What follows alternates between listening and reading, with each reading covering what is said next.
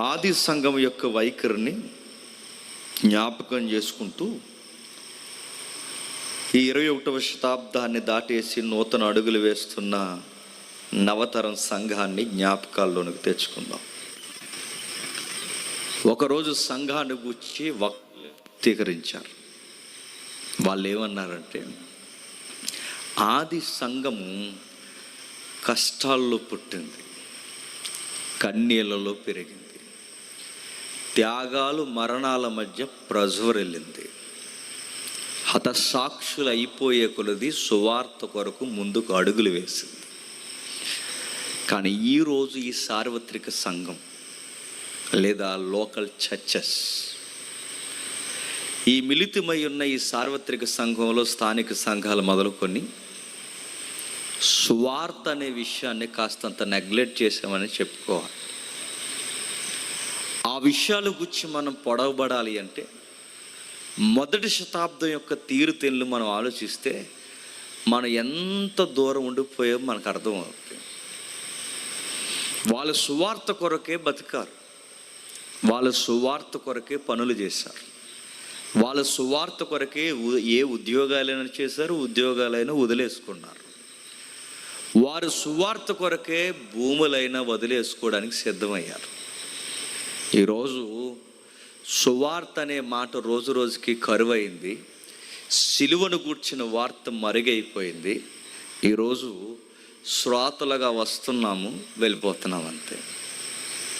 చెప్పే ప్రసంగం మనం పొడిచినట్టు ఉందనుకోండి, ఆ పాస్టర్ గారు మంచోడు కాదంటామా. పాస్టర్ గారు సీరియస్గా నీ వైపుకి వెళ్ళెత్తి చెప్పాడు అనుకో, సంఘం మానేసి చచ్చికెళ్ళిపోతాం మనం. ఈరోజు నొప్పి లేని ప్రసంగాలు, ఇబ్బంది లేని ప్రసంగాలు, ఎవ్వరూ మనల్ని ఏమనకూడదు. అసలు మన బాధ్యత మనకి జ్ఞాపకం చేయకూడదు.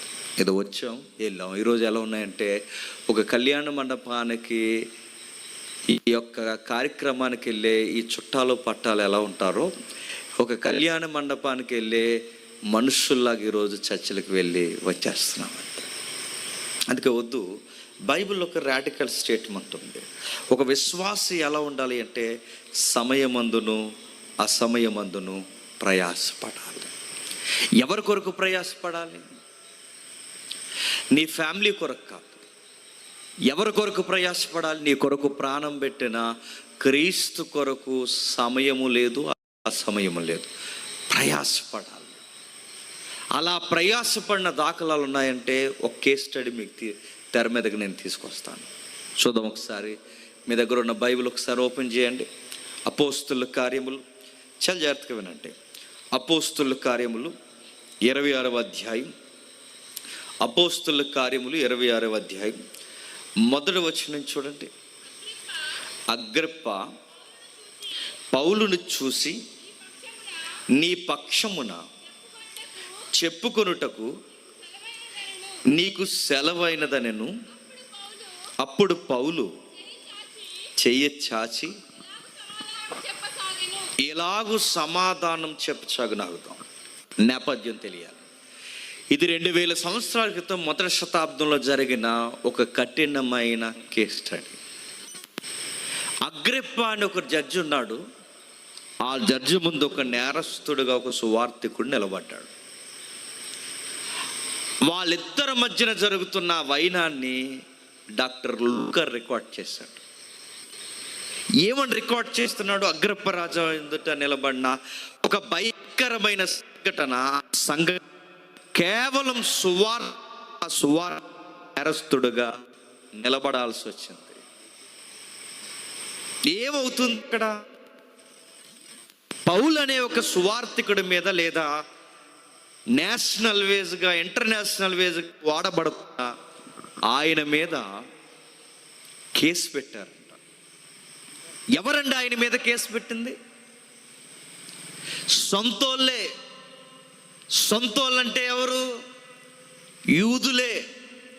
అంటే ఎవరు తిరగబడతారు? యూనివర్సల్ సూత్రం, సొంతోళ్ళే తిరగబడతారు. గుర్తుపెట్టుకోండి. పౌలు గారి మీదకి తిరగబడింది ఎవరంటే సొంత వారు, పైగా దేవుని పిల్లలని చెప్పుకునేవాళ్ళు, పైగా యూదులు, పైగా పౌలుకి బాగా పరిచయం ఉన్నవాళ్ళు. కేసు పెట్టారంట. ఏమని కేసు పెట్టారు? అయ్యా ఇతవాడు మాకు చీడగా పీడగా తయారయ్యాడని పెట్టారంట. సువార్త కొరకు ఆయన కోసం కేసు పెట్టారు, లోపల పడేస్తారు. నెలలు దాటుతుంది, సంవత్సరానికి దగ్గర పడిపోయేంత దూరం కేసు నడుస్తుంది. కేసు ఎవడు చక్కబెడతలేదు. బాగా వినాలి. ఈయన తీసుకెళ్ళి లోపల పడేస్తారు పౌలు గారిని. నేను ఎందుకు ఈ విషయం చెప్తున్నానంటే, త్వరలో ఈ ఆఫర్లన్నీ మనకు రెడీగా ఉన్నాయి, గుర్తుపెట్టుకోండి. ఎందుకంటే ఇట్లా నన్ను అడగండి. నార్త్లో తగ్గింది, సౌత్లో ఎక్కువ అవుతుంది. మతోన్మాదం అవుతుంది అనడానికి గుర్తులు మనకు కనపడుతుంది. అందుకే కొంచెం జాగ్రత్త. ఆ పవర్ మనకు తెలియాలని చెప్తున్నాను. సరే, జైల్లో పడేశారు ఆయన. ఎప్పుడైతే జైల్లో పడేశారో ఆ జైలు ఈరోజు 7 అసలు జైల్లో ఉండదు. అది చాలా కఠినమయంగా ఉంటుంది. రాతి త్వరలు ఉంటాయి చూసారా? ఒకప్పుడు స్వరంగాలు అనేవారు. మనకి మట్టి స్వరంగాలు, గృహ స్వరంగాలు మనకు తెలుసు. రాతిని లోపలికి అడుగులు దూరంలో రాతిని తవ్వుతారనమాట.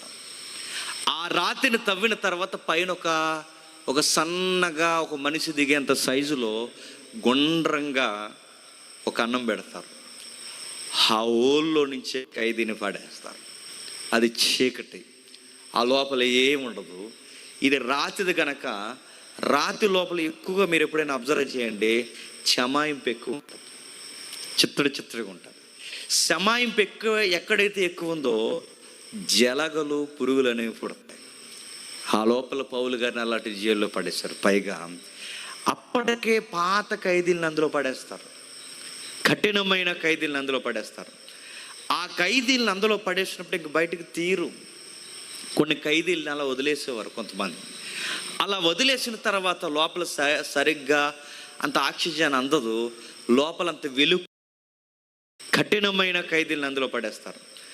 ఆ ఖైదీలను అందులో పడేసినప్పుడు ఇంక బయటకు తీరు. కొన్ని ఖైదీలను అలా వదిలేసేవారు కొంతమంది. అలా వదిలేసిన తర్వాత లోపల సరిగ్గా అంత ఆక్సిజన్ అందదు, లోపలంత వెలుగు కూడా అందదు. ఈ చీకటికి మైండ్ ఏమవుద్దంటే డల్ అయిపోతుంది. చాలా మందిని చూసారు, మాటలను తీసుకెళ్ళి చీకటి జైల్లో పడేస్తారు. ఎందుకు? ఆడ యాక్టివ్గా ఉండి ఆడ నేర ప్రవృత్తి తగ్గిపోవాలి. మీకు కూడా మీరు కావాలని ట్రై చేయండి. 4 రోజులు ఏ వెలుగు చూడకుండా, బయటికి రాకుండా, లైట్స్ కూడా వేసుకోకుండా గదిలో ఉండిపోండి. బయటకు వద్దరు బెబ్బే అంటారు. మైండ్ డల్ అవుతుంది. మైండ్కి ఉండే గుణం ఏంటంటే, వెలుగుంటే త్వరగా నిద్ర రాదు. వెలుగు డౌన్ అయిందనుకోండి, కంటి ఈ యొక్క పనితనం మైండ్ మీద ప్రభావం చూపించి మైండ్ రెస్ట్లోకి వెళ్ళిపోతుంది.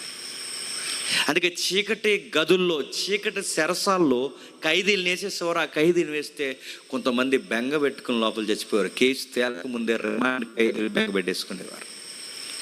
అలా చనిపోయిన శవాలను బయటకు తీరు, ఆ లోపల అలాగే వదిలేస్తారు.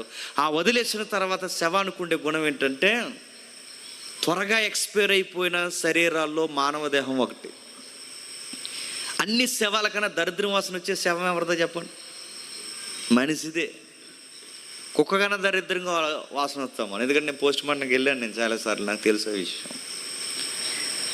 నా ప్రొఫెషన్ అది కనుక చాలా స్మెల్ వస్తుంది. కొన్ని బాడీస్ ఉంటాయి, ఎక్స్పైర్ అయిపోయిన బాడీ చూడాలంటే భయం వేస్తుంది, మాగిపోతుంది, అదో రకమైన వాసన వస్తుంది. పైగా కుళ్ళిపోయిన శరీరాలకి బద్దె పురుగు అంటారు. మీకు తెలుసో లేదో? పచ్చిరొయ్యలు తెలుసా? పచ్చిరొయ్యలు అంటారుగా, ప్రాన్స్ అని స్టైల్గా తింటాం కదా, ఆ సైజు పెరుగుతుంది ఒక తెల్ల పురుగు. ఆ పురుగు మనిషి దేహాన్ని లోపల నుంచి తినడం స్టార్ట్ చేస్తుంది. అలాంటి పురుగులు లోపల పుడతాయి. ఆ చిత్తడి ప్రదేశానికి జరగలు పుడతాయి. ఈ కుళ్ళిన దేహాలు లోపల ఉంటాయి. అక్కడ ఎముకలు మిగులుతాయి. సగం తినేసి సగం నలిగిపోయిన స్మెల్ వచ్చే దేహాలు లోపల ఉంటాయి. అలాంటి జైల్లో పౌలు గారిని పడేశారు. నెలలు గడుస్తున్నాయి, ఎవడా కేసు అక్కిపెట్టట్లేదు. ఎందుకంటే ఆ కేసు పెద్ద పొలిటికల్ ప్రాబ్లమెటిక్ అయిపోయింది. ఇప్పుడు ఆ కేసుని ఎవడైనా చక్కబెట్టాలని చూస్తే అది చాలా పెద్ద విషయం. ఎందుకంటే చాలామంది యూదులు డిమాండ్ చేస్తున్నారు, ఈ మనిషి వలన మా సంస్కృతి దెబ్బతినేస్తుంది, మా మతం రోజుకి తగ్గిపోతుంది, ఇతగాడు ఉండవలన మా సనాతన ధర్మం పెద్ద ఇబ్బంది పాలైపోయేలా ఉంది. ఇతను ఎలా అయినా సరే మీరు శిక్ష విధించి బయటకు రాకుండా, నోరు లెక్కకూడదు, మరలా ఎలా పడేస్తారో తెలియదు, చాలా సీరియస్ జడ్జిమెంట్ ఇవ్వాలని మొత్తం యూదులందరూ కంకణం కట్టుకుని రాస్తారోకలు చేసేంత ప్రభావాన్ని జడ్జి ముందుకు తీసుకొచ్చారు. ఎవరు ఆ కేసు చక్కబెట్టలేదు. ముందు ఒక ఆఫీసర్ వచ్చాడు, చక్కబెట్టలేదు. రెండో ఆఫీసర్ వచ్చాడు, అది కేసు తేలలేదు. మూడో ఆఫీసర్ వచ్చాడు, ఆ కేసు తేల్చలేదు. ఎవ్వరూ కేసులు తేల్చట్లేదు. ఎందుకంటే ఆ కేసు పెద్ద ప్రాబ్లమెటిక్ కేసు. అది ఎందుకు ప్రాబ్లమెటిక్ కేసు అంటే, ఇప్పుడు యూదులు ఇంతమంది వచ్చారు, ఒక్కడి మీద తిరగబడి ఇతని కేసును మీరు తేల్చి ఏదోలా ఇతనికి జడ్జిమెంట్ ఇచ్చి బయటికి రాకుండా చేసిండని లక్షల మంది యూదుల మాట విని ఇతగాడికి జడ్జిమెంట్ ఇచ్చి బయటికి రాకుండా లోపల వేసేస్తే యూదులందరూ పొగుడతారు. కానీ వెనకాల చిన్న ప్రాబ్లం ఉంది. ఆ ప్రాబ్లం ఏంటంటే, ఆ ఖైదీకి రోమన్ సిటిజన్షిప్ ఉంది. ఏముంది? రోమీల పౌరుషత్వం ఉంది. ఇప్పుడు యూదుల మాటిని ఇతను తీసుకెళ్ళి లోపలేస్తే రోమీలు ఊరుకోరు. రోమీల మాటుని ఇతగాన్ని ఏమీ చేయకుండా ఊరుకుంటే చెప్పండి, యూదులు ఊరుకోరు. అందుకే ఎటువైపు జడ్జిమెంట్ ఇచ్చినా ప్రాబ్లమెటిక్ జడ్జిమెంట్ కనుక నెలల లోపల వేశారు. ఎవరిని? పౌలు గారిని. ఎవరెవరో వచ్చారు. ఫేస్ట్ వచ్చాడు, చాలామంది గవర్నర్స్ మారారు, లోకల్ ఆఫీసర్స్ వచ్చారు, రకరకాల సైన్యాధిపతులు వచ్చాడు. ఎవడా కేసు తేల్చట్లేదు. ఎందుకంటే ఇటువైపు జడ్జిమెంట్ ఇస్తే ఈ ప్రజలతో ఇబ్బంది, ఇటువైపు జడ్జిమెంట్ ఇస్తే ఈ ప్రజలతో ఇబ్బంది, ఎటువైపు జడ్జిమెంట్ ఇచ్చినా ప్రజలతో ఇబ్బంది కనుక ఇక ఎవ్వరు తీగలేక ఆ కేసును అలా వదిలేస్తారు. ఆ కేసు చినిగి గాలివానే అది ఏకంగా అగ్రిప్ప లాంటి జడ్జి ముందుకు వచ్చేసింది. కేసు అది తీసుకొచ్చారు, నిలబెట్టారు. ఆ కేసు నిలబెట్టినప్పుడు ఏం జరుగుతుంది ఇప్పుడు మనం చదువుతున్నాం. ఇప్పుడు మొదలు వచ్చి నేను చదువుదాం. అగ్రిప్ప పౌలును చూసి, నీ పక్షమున చెప్పుకొనుటకు నీకు సెలవైనదనెను. అప్పుడు పౌలు చేయి చాచి ఇలాగు సమాధానం చెప్పసాగను,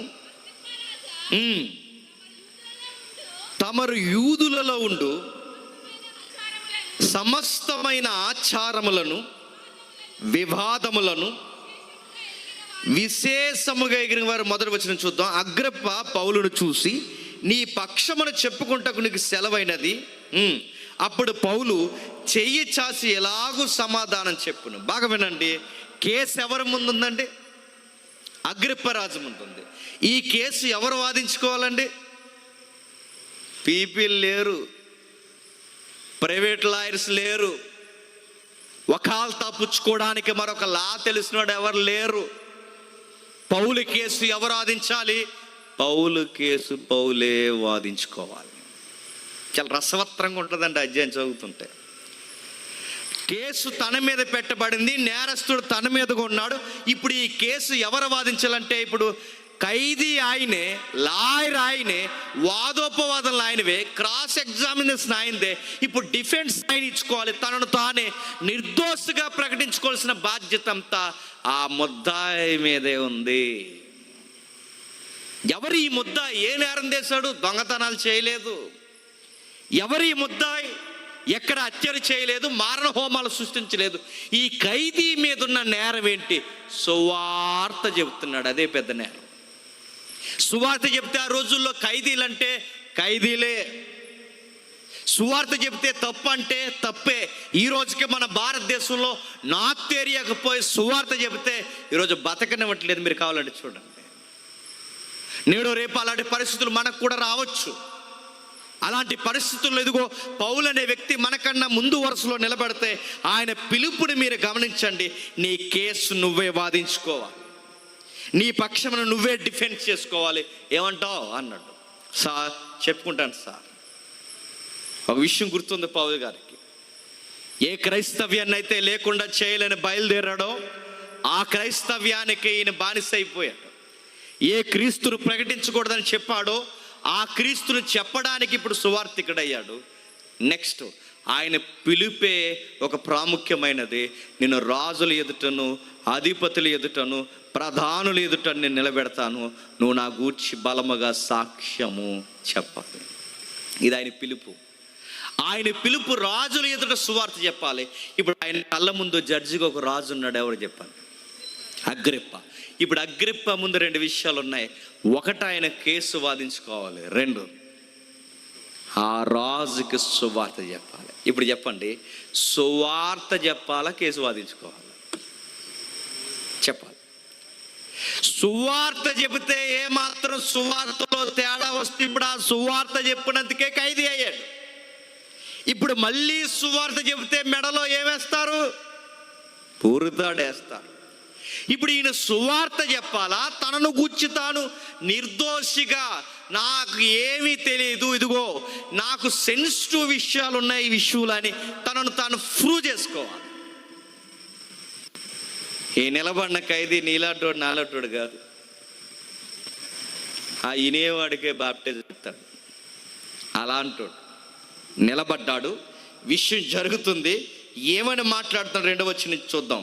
2వ వచనం, అగ్రిప్ప రాజా, తమరు యూదులలో ఉండు సమస్తమైన ఆచారములను వివాదములను విశేషముగా ఎరిగిన వారు గనుక యూదులు నా మీద మోపిన నేరములన్నిటిని గూర్చి నేడు తమరి ఎదుట సమాధానము చెప్పుకొనబోచున్నందుకు నేను ధన్యుడినని. ఏం మాట్లాడుతున్నాడు చూడండి. అగ్రిప్ప రాజా, తమరు యూదులుండు సమస్తమైన ఆచారములను వివాదములను విశేషముగా ఎరిగిన వారు గనక యూదులు నా మీద మోపిన నేరములన్నిటిని గూర్చి నేడు తమరు ఎదుట సమాధానం చెప్పుకొనుచున్నందుకు నేను ధన్యుడినని చెప్పుకొనుచున్నాను. మొదటి పాయింట్ ఒకటి గమనించండి. రాజుతో మాట్లాడుతున్నప్పుడు ఎలా మాట్లాడుతున్నాడండి? మర్యాదగా మాట్లాడుతున్నాడు. మనం ఆత్మీయత అనే పేరుతో మనం వదిలేసే మొదటి పాయింట్ ఏంటో తెలుసా? ఎదుటోళ్ళని గౌరవించడం మానేస్తాం మనం. ఏంట్రా నీ దగ్గర అంత గౌరవం లేకుండా బిహేవ్ చేస్తున్నావంటే ఈడు మన తిరగే చెప్పి ఎక్స్ట్రీమ్ ఆత్మీయత ఏంటో చెప్పనా? నేను దేవుడు తప్ప చెప్పండి ఎవడికైతే అదే వద్దంట. పౌలుడు చూడు, తనకు అపోజిషన్గా నిలబడిన అగ్రిప్ప రాజు ఎదుట నిలబడి ఎంత పొలైట్గా మాట్లాడుతున్నాడో చూడండి. బైబిల్ ఏముందో తెలుసా? నీ అధికారి ఎలాంటోడైనా ఆనర్ చేయి, నీ యొక్క నాయకుడు ఎలాంటి వాడైనా గౌరవించు. ఎందుకంటే నీ గౌరవాన్ని బట్టి, నీ మర్యాదను బట్టి నేను నమ్మిన దేవుణ్ణి అవతలోడు గౌరవించాలి. గుర్తుపెట్టుకో. పౌలు ఎంత మర్యాదగా మాట్లాడుతున్నాడు చూడండి. మనకు అతి ఆత్మీయత పేరుతో ఎదుటి వ్యక్తులను గౌరవించడం, ఆఫీసర్స్ని గౌరవించడం, నాయకుల్ని గౌరవించడం, ఎక్స్ట్రీమ్ మాట్లాడుతాం. ఎక్స్ట్రీమ్లో మనం ఏమంటో తెలుసా? ఆత్మీయతలో ఒక మాట అంటాం, మేము దేవుడు తప్ప ఎవరికి తలదించమన్నాడు. అదే తప్పు. మన దురుసు స్వభావం, మన మర్యాద లేని ప్రవర్తన మన క్రైస్తవ్యానికి ఇంకా పేకల మీదగా ప్రమాదం తెచ్చి పడేస్తుంది. గుర్తుపెట్టుకోండి.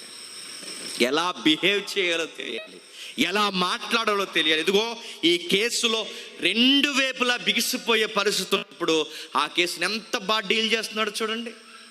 పైగా జడ్జిని పొగుడుతున్నాడు. అయ్యా, నేను మీ ఎదుట సమస్త ఆచారాలు ఎరిగిన వారు గనక, వివాదాలు ఎరిగిన వారు గనక మీ ఎదుట ఈ యొక్క వాదన చెప్పుకోవడం ధన్యుడిగా ఫీల్ అవుతున్నాను. అంటే ఎవరి ఎదుట కొన్ని కేసులు చెప్పాలి? కొన్ని కేసులు ఎవరెవరికి చెప్పాలంటే 2 సైడ్లు ఇనే వాళ్ళ ఆఫీసర్స్గా ఎవరైతే ఉన్నారో వాళ్ళకే చెప్పాలండి. కొన్ని కేసులు కొంతమంది ముందు ఎందుకు పెట్టకూడదంటే వాళ్ళ 1 సైడ్ ఆలోచిస్తారు. వాళ్ళు ఇంకేం ఆలోచించరు. ఇంకా క్యాస్ట్ని బట్టి కానీ, రిలీజన్ బట్టి కానీ, వాళ్ళ ఫీలింగ్స్ని బట్టి కానీ, వాళ్ళతో కొన్ని ఇన్వాల్వ్ అయిన ప్రోగ్రామ్స్ ఉంటే వాళ్ళు జడ్జిమెంట్లు ఇచ్చేస్తారు. పౌలు ఒక విషయాన్ని ఇది తేలుద్దా తేలదని ఎలా నిర్ణయిస్తున్నాడు తెలుసా? అసలు ఈ ఆఫీసర్ ఎలాంటోడు ముందు చెక్ చేస్తున్నాడు చూడండి. అంటే ఆఫీసర్ సరైనడు కాకపోతే, సరి అయిన విధి విధానాలు కలిగిన వాడు కాకపోతే కొన్ని విషయాలు తేలవంటే అన్యాయం జరుగుద్ది.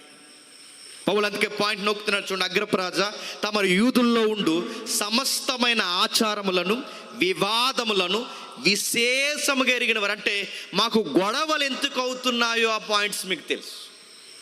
మా మతాలేంటో, మా నాగరికతలేంటో, మా యొక్క బిలీఫ్ ఏంటో మీకు ప్రతి విషయం క్షుణ్ణంగా తెలుసు.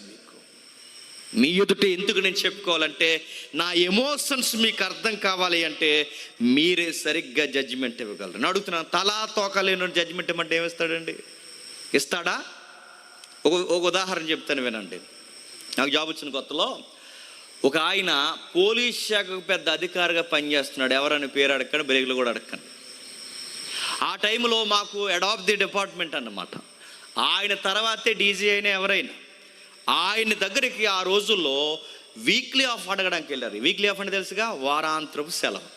ఆ వీక్లీ ఆఫ్ అడగడానికి వెళ్ళినప్పుడు ఈ ఎస్పీలు, డిఎస్పీలు వీళ్ళందరూ వెళ్ళి, జిల్లా పరిధిలో కనీసం మనం మొట్టమొదటి మనం అమలు చేద్దాం, వీక్లీ ఆఫ్ ఇవ్వండి సార్ అని అడిగితే ఆఫీసర్ చూడండి తలా తోక తెలియకపోతే ఎలా ఉంటుందో, వీక్లీ ఆఫ్ ఇవ్వండి సార్ అని అడిగితే అన్నాడు, అందరూ ఒకేసారి సెలవు పెట్టేస్తే ఎలా కుదురుద్ది అన్నాడు. నీకు అర్థమైందో లేదో? నాకు అర్థమైంది. సార్ వీక్లీ ఆఫ్ ఇవ్వండి సార్ అంటే ఆయన ఏమంటే తెలుసా, అందరూ ఒకేసారి సెలవు పెట్టేస్తే ఎలా కుదరంటే, వీక్లీ ఆఫ్ అంటే అందరూ ఒక రోజు సెలవు పెడతారని కాదు, వారంలో రోజుకొకటి సెలవు పెట్టుకుంటాడు అన్నది వీక్ ఆఫ్ అంటే. అది కూడా ఈయనకి తెలియకుండా అందరూ సెలవు పెట్టేస్తే స్టేషన్ ఎలా నడుతుంది అంటున్నాడంటే, ఈయన ఆఫీసర్ అని ఎవడన్నాడు? ఇలా అటోడు ఆఫీసర్ అయితే న్యాయం జరుగుద్దా? ఆ మాట అర్థమవుతుందో లేదో?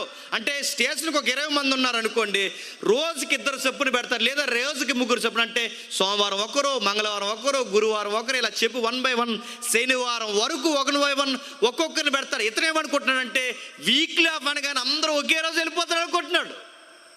నేను అడుగుతున్నాను, కొంతమంది ఆఫీసర్లకు ఉన్న వారికి తలా తోక తెలియకపోతే, నేను మళ్ళీ చెప్తున్నాను, జిల్లా నమ్మేసుకునే పరిస్థితులు వస్తాయి, రాష్ట్రాన్ని నమ్మేసుకునే పరిస్థితులు వస్తాయి. పైగా మరో కామెడీ చేశాడు ఆయన. సార్ మీరు వచ్చారు మాకు సుపీరియర్గా, మీరు మరో విషయం మిమ్మల్ని అడుగుతున్నాం, మీరు ఏమంటారంటే, ఇదిగో మా అందరికీ మా పోలీస్ శాఖ మీరు ఏదన్నా గుర్తుండిపోయే ఏదైనా చేయండి అంటే ఆయన ఏమంటే తెలుసా, వచ్చినప్పుడు వాళ్ళు భోజనం చేస్తున్నారుగా అన్నాడు. ఇంకేమంటామండి? అడుగుతున్నాను, ఇంకేమంటున్నానంటే, కొన్ని విషయాలు తెలియకపోతే వాళ్ళ మాటలు చెప్పేస్తాయి. కొన్ని విషయాలు వాళ్ళని అబ్జర్వ్ చేస్తుంటే వాళ్ళు తెలిసిపోతుంటారంటే వీళ్ళకి ఈ విషయం మీద నాలెడ్జ్ లేదు. పౌలు ఎలాంటోడు తెలుసా, ఈ ఆఫీసర్ కాదు, ఈ ఆఫీసర్ కాదు, ఈ ఆఫీసర్ కాదు, ఇదిగో ఈ ఆఫీసర్ కరెక్ట్ ఆఫీసర్ అని ఎలా జడ్జ్ చేయగలరు? మీ దగ్గర అయితే లీగాలిటీ నడుస్తుంది సార్, న్యాయము ధర్మబద్ధంగా నడుస్తుంది. ఇదిగో న్యాయానికి మళ్ళీ జీవితం ఉంటుంది, మీరైతే కరెక్ట్ జడ్జిమెంట్ ఇవ్వగలరు. ఎందుకంటే మా వివాదాలు, మా నాగరికతలు అన్నీ మీకు తెలుసు. కరెక్ట్ జడ్జి మీరే. మీదుడు చెప్పుకోవడం నాకు దేవుడిచ్చిన ధన్యత. అందుకే మీ దగ్గర వివరించడం నేను స్టార్ట్ చేస్తున్నాను. తాళమితో అంటే ఓపికతో వినండి సార్, కొంచెం నా కేసు పెద్దది, ఎందుకంటే నా కేసుకి లాయర్ని నేనే అంటున్నాడు. నా కేసు లాయర్ నేనే కనుక కొంచెం తాళిముతో వినండి, ఎమోషన్ అయిపోకండి. కొంచెం వివరిస్తాను, నా కేసు నేను స్టార్ట్ చేస్తున్నాను సార్, నాకు ప్రొఫైల్ ఉంది సార్ అన్నాడు. నా ప్రొఫైల్ చెప్తున్నాను సార్, ఎందుకంటే నేను నేరం చేయలేని వాడిని నన్ను నేను ప్రూవ్ చేసుకోవాలి అంటే అసలు నా ప్రొఫైల్ ఏంటో మీకు చెప్పాలి. నేను ఎలా ఉండేవాడంటే సార్ చెప్తున్నాడు 5వ వచనంలో, మొదటి నుండి 4వ వచనంలో, మొదటి నుండి యెరూషలేములో నా జనుల మధ్య బాల్యము నుండి నేను బ్రతికిన బ్రతుకు ఎట్టుదో యూదులందరూ ఎరుగుతారు. ఎక్కడి నుంచి తీసుకొస్తున్నానంటే కేసు? సార్ నా చిన్నప్పుడు ఇంకా ఆధార్ కార్డు లేనప్పుడే నా విషయాలు చెప్తాను అంటున్నాడు. చూడండి, నా చిన్నప్పటి నుంచి చెప్తాను, నా బాల్యం ఎలా బతికానో, ఎలా మాట్లాడేవాడినో, ఎలా నడిచేవాడినో, ఏ విషయాల మీద మమకారం కలిగి పెరిగేవాడినో, ఏ విషయాలకి దుందుడుకు స్వభావంతో పరిగెట్టేవాడినో నేను చెబుతున్నాను వినండి సార్. అయినా నా మాట మీరు నమ్మాల్సిన అవసరం లేదు సార్. మీకు ఒక విట్నెస్ ఉంది. నా మాట మాత్రం నమ్మేసి అవునా కాదని మీరు జడ్జి చేయొద్దు. మీకు సాక్ష్యం ఇస్తున్నాను, మీకు సాక్షిని ఎదురు పెడుతున్నాను. నా బాల్యం ఎలాంటిదో నా గురించి సాక్ష్యం చెప్పేది ఎవరంటే చెప్పండి, నా మీద కేసు ఎట్టిన వాళ్ళే. కాదు అవునా కాదు అడగండి అన్నాడు. ఎర్రుమొక్కలు అలా చూస్తున్నారు ఎవరు? అవునండి మా మధ్య బతికాడు అన్నారు. బాగా వినండి, ఫస్ట్ పాయింట్లోనే పౌలు ఎంత తెలివైనట్టు చూడండి. మొదటి పాయింట్లోనే ఎవరైతే శత్రువులుగా ఉన్నారో ఆ శత్రువులే తన కేసుకి ఏం చేస్తున్నాడు చెప్పండి, విట్నెస్లుగా మారుస్తున్నాడు. చూసారా, అది ఆ తెలివితేటలు ఉండాలండి క్రైస్తవుడికి.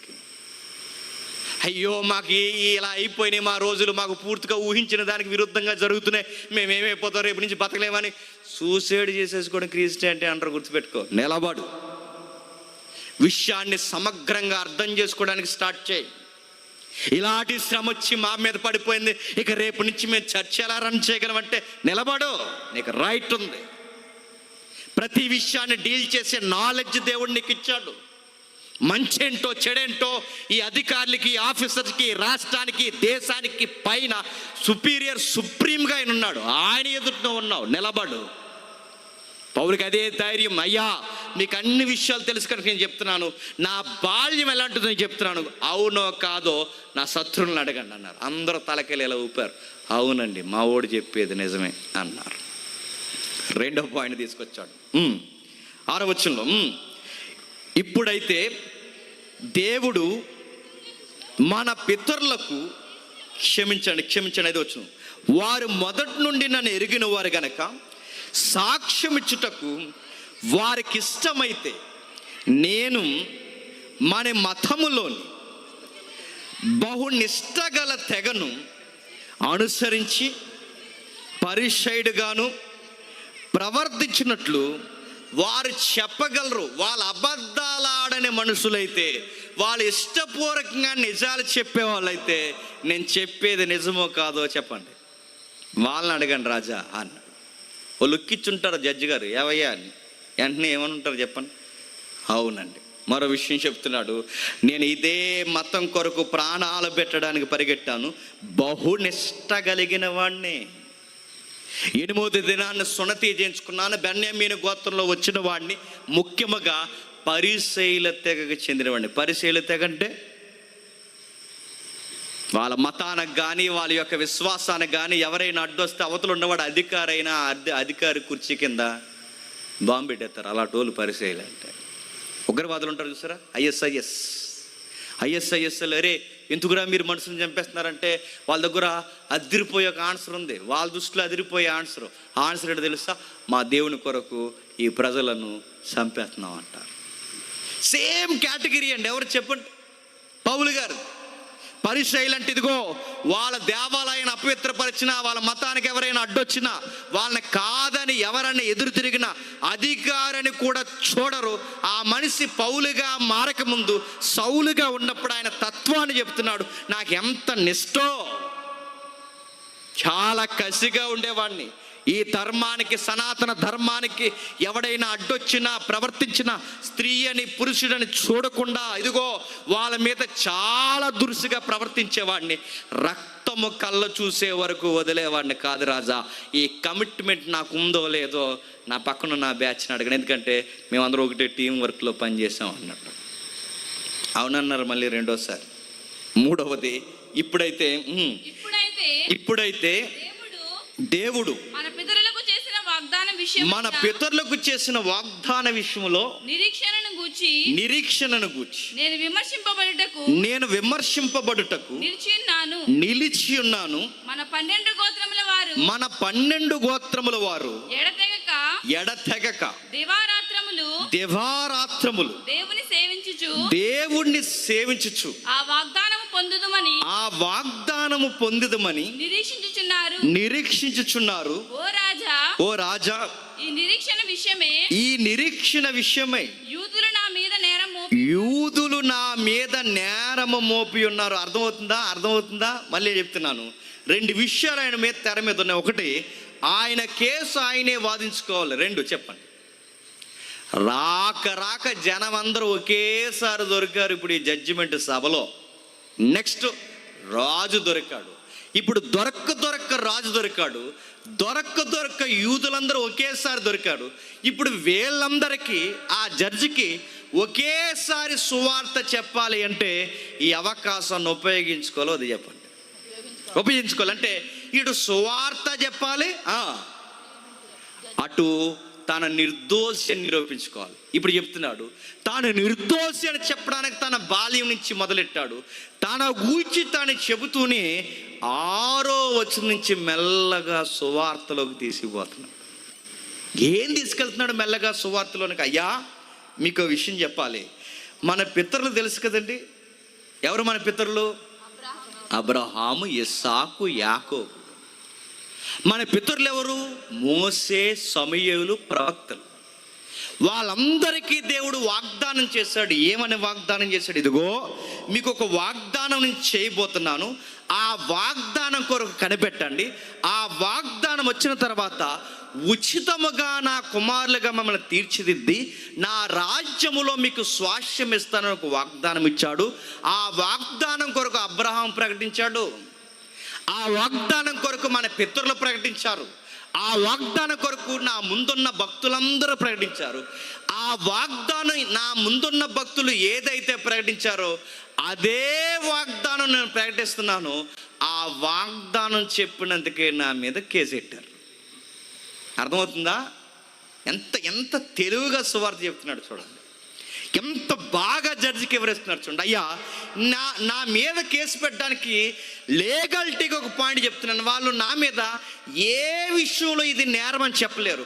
నన్ను నేరముగా చూపిస్తుంది ఏ విషయంలో తెలుసా? వాగ్దానం కొరకు. ఏ వాగ్దానం? అబ్రహాము ఏ వాగ్దానం కొరకు కనిపెట్టాడో ఆ వాగ్దానం కొరకే. పితరులు ఏ వాగ్దానం కొరకైతే చెప్పారో ఆ వాగ్దానం కొరకే.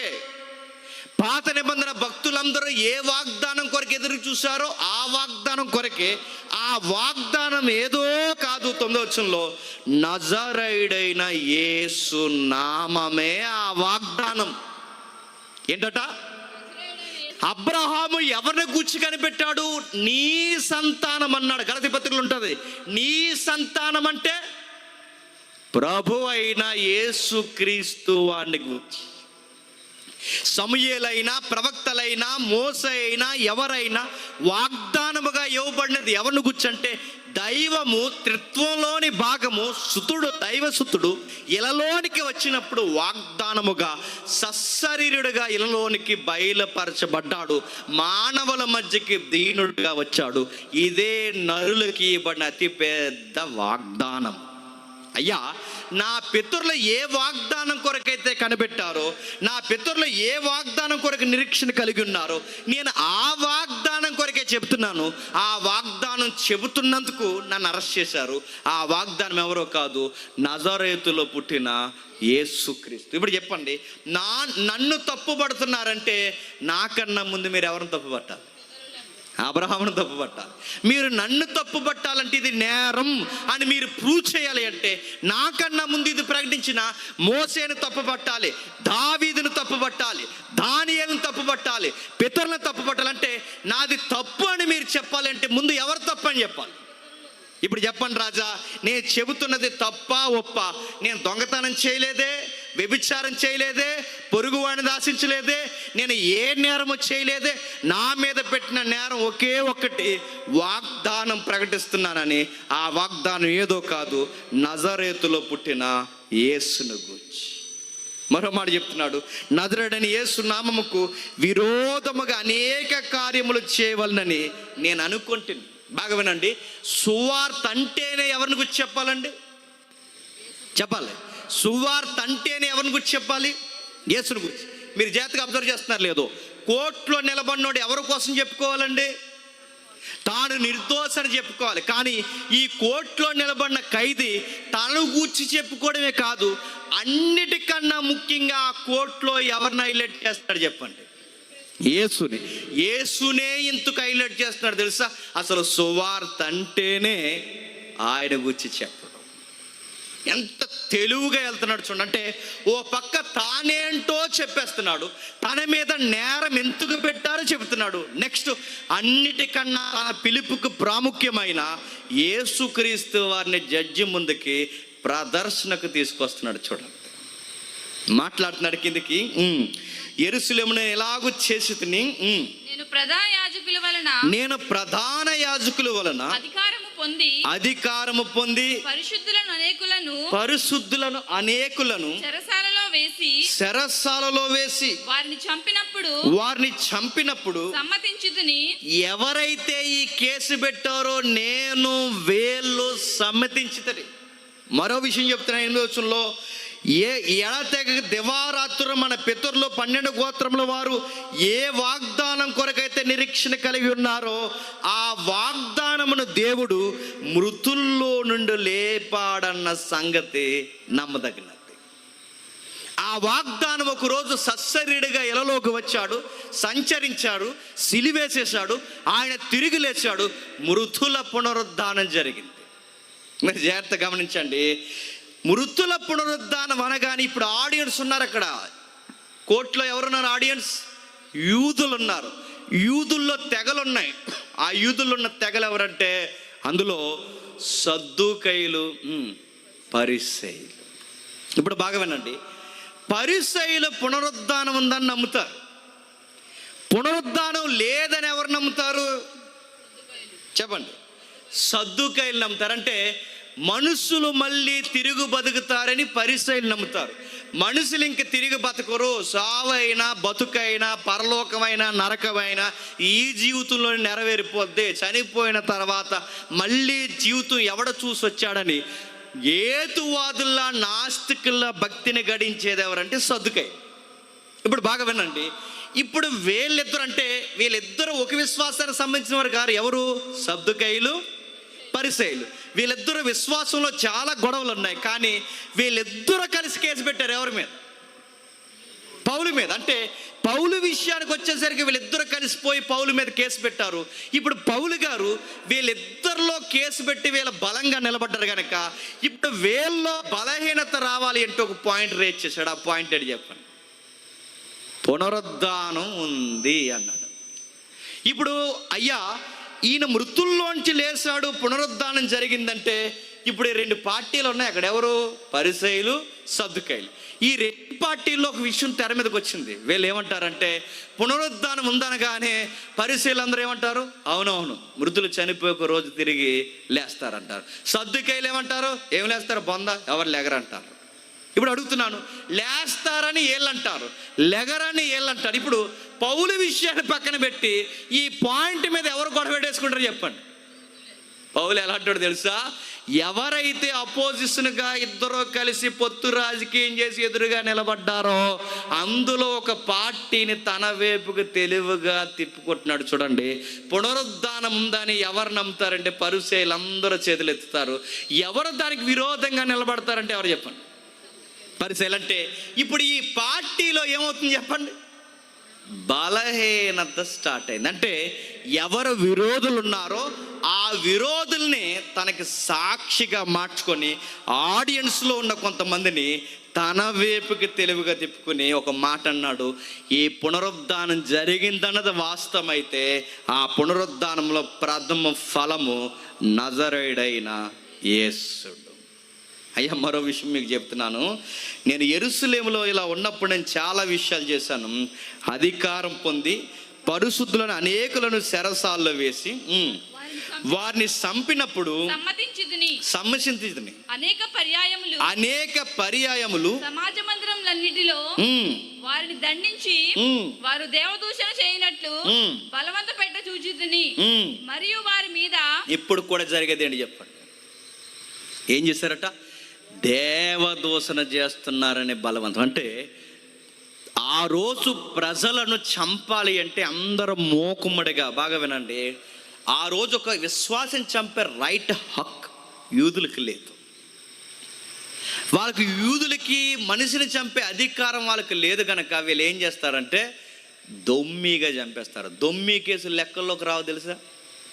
ఎందుకంటే డీటెయిల్ చెప్పకూడదు. నేను దొమ్మి కేసులు అంటే దొమ్మిలో పోయిందండి అంటారు చూసారా?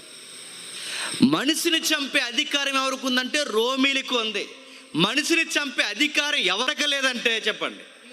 యూదులకి, ఇశ్రాయేలుకి లేదు. అందుకే కొన్నిసార్లు అందరితో కలిపి చంపించేయాలంటే ఇతను కావాలని పౌలు సౌలుగా ఉన్నప్పుడు కొన్ని కేసులు పెట్టాడు. అదేమనంటే వీళ్ళు మన యెహోవా దేవుణ్ణి దూషిస్తున్నారు, మన సనాతన ధర్మానికి ఎదురు తిరుగుతున్నాడు. ఇదిగో ఈ స్టెఫన్ అనేవాడు చిన్నోడు కాదు, మన విశ్వాసాన్ని ఎద్దేవా చేస్తున్నాడని ప్రజలను పురుకొలిపితే అందరూ రెచ్చిపోయి, ఎందుకంటే మతం అనేది చిచ్చి పెట్టారు అనుకున్న ప్రజలు ఏమైపోతారు చెప్పండి? రెచ్చిపోతారు. విశ్వాసం అనే తెర మీద తీసుకొచ్చి రెచ్చిపోతారు, అందుకే మూకుముడైపోతారు. అప్పుడు మీరు కావాలంటే పాత నిబంధన మీరు చూడండి, కొంతమంది రాజుల్ని వాళ్ళ అధికారం పొందుకోవాలని ఆ రాజులు ఏం చేసేవారంటే మతాన్ని హైలైట్ చేసేవారు. పాత నిబంధనలో జరుగుద్ది ఇది. సొలొమోను చనిపోయిన తర్వాత కొన్ని మతాలను హైలైట్ చేస్తారు. ఇదిగో మనం అక్కడ వరకు యెరూషలేము వరకు వెళ్ళడం ఏంటి, అక్కడ బలిపీఠం కట్టడం ఏంటి, మనమే దేవాలయం కట్టుకుందాం, మనమే బలిపీఠం కట్టుకుందాం, మన మతంలో మనం యూనిటీగా ఉందంటే. కొన్ని ఓటింగ్లు బాగా రావాలి అంటే, కొంతమంది ప్రజలు బాగా కలిసి ఉండాలి అంటే, అందరూ ఒక్క తాటి మీదకి రావాలంటే దేన్ని హైలైట్ చేస్తారు చెప్పండి? మతాన్ని హైలైట్ చేస్తారు.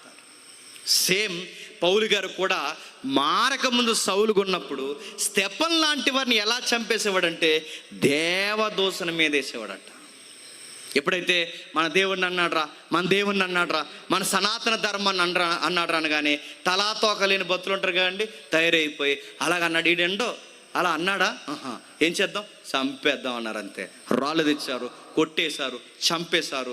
ఆ చనిపోతున్నప్పుడు స్టెఫన్ చూసి పౌలు అనుకున్నాడట, అమ్మయ్య ఒకడు అయిపోయాడు, ఇంకా ఉన్నారు, వాళ్ళని కూడా తీసేయాలనుకున్నాడట. అందరికి ఇదే టెక్నిక్ ఉపయోగిస్తున్నాడట.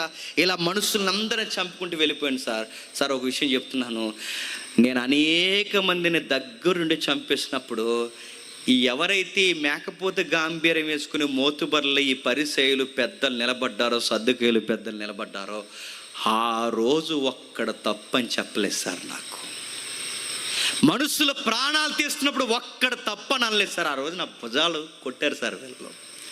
ఆ రోజు నీలాంటోడు మన మతానికి ఉండాలరా అన్నారు సార్ వీళ్ళందరూ కలిసి. మనుషుల ప్రాణాలు తునప్రాయాలుగా తీసేస్తున్నప్పుడు శబాస్రా నువ్వు మా నాయకుడు అన్నట్టు నన్ను పొగిడేరు సార్. నాకు నా మీద కేసులు రాకూడదని నాకు ధ్రువపత్రాలు ఇచ్చారు సార్, అధికార పత్రాలు ఇచ్చారు సార్ వీళ్ళు. ఎక్కడైనా క్రైస్తవం కనబడితే దమస్కు వరకు వెళ్ళి నన్ను చంపేమని నాకు అధికార పత్రాలు ఇచ్చారు సార్ ఈ పెద్ద మనుషులందరూ. ఆ రోజు మనుషులను చంపి స్త్రీలను బయటికి లాగి చిన్న పెద్దని లేకుండా ఈ నజరేయుడైన యేసుని ఎవరు నమ్మినా అన్యాయంగా చంపేస్తున్నప్పుడు ఆ రోజు వీళ్ళకి నీతి లేదు సార్. ఈరోజు మనుషులను చంపకూడదు, మనుషులను బతికించాలి, మనుషులను వెలివేయకూడదు, అందరినీ ప్రేమించాలి, మనుషులను దూరం పెట్టకూడదు, కుష్టివారిని కూడా స్వస్థపరచాలి, స్త్రీలను పురుషులను సమానంగా గౌరవించాలని ఈరోజు యేసు నామం చెప్పి ప్రేమించడానికి బయలుదేరుతుంటే ఈరోజు నీతికి పడి బతుకుతున్నందుకు నా మీద కేసు పెట్టారు సార్. నేను అడుగుతున్నాను సార్, నేను ఆ టైంలో ఉన్నప్పుడు నన్ను మంచోడు అన్నారు, నేను పాపాత్ముడిగా ఉన్నప్పుడు నన్ను నీతిమంతుడు అన్నారు, ఇప్పుడు నేను నీతిమంతుడిగా అయినప్పుడు నన్ను దుర్మార్గుడు అంటున్నారు సార్. ఒక మాట అంటున్నాను, నేను పాతోడినైతే సార్ చెప్పండి కేసు ఎక్కడి వరకు రాదు సార్ అన్నాడు. ఇండైరెక్ట్ వార్నింగ్ అనమాట, అది గుర్తుపెట్టుకోండి.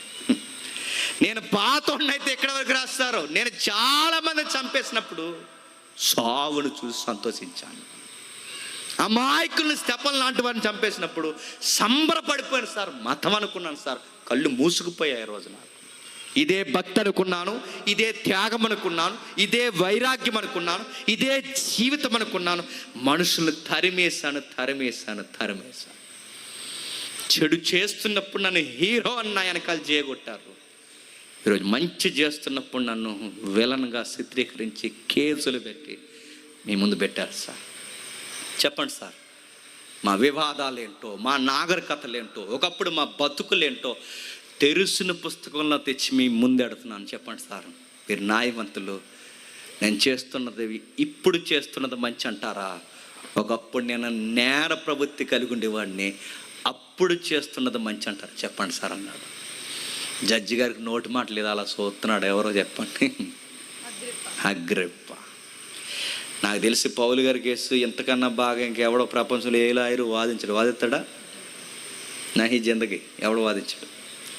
పౌలు గారి కేసు పౌలు గారే పవర్ఫుల్గా వాదించగలడు. ఎందుకంటే ఆయనకు తెలిసినంత లీగాలిటీ ఆ రోజుల్లో ఇంకెవడికి తెలియదు.